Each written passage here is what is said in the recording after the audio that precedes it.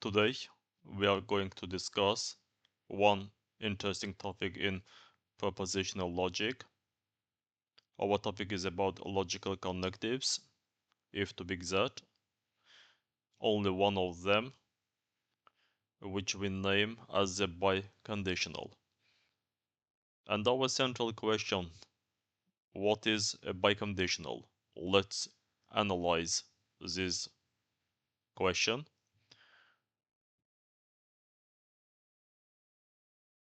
Okay, what is a biconditional? How can we answer to this question?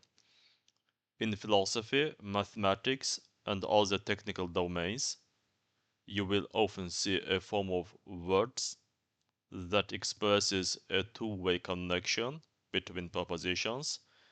This form of words is biconditional.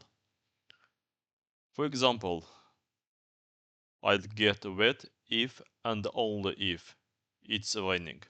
It's our example, and we can explain what biconditional is.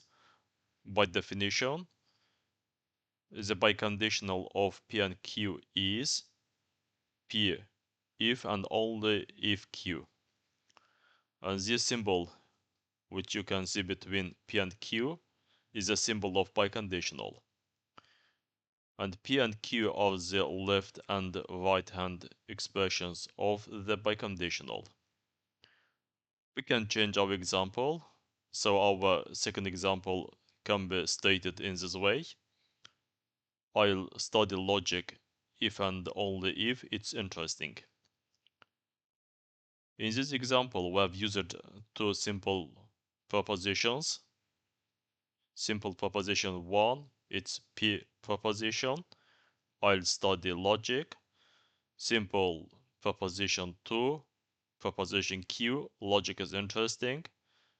And if we combine these simple propositions by if and only if, we can say that I'll study logic if and only if it's interesting.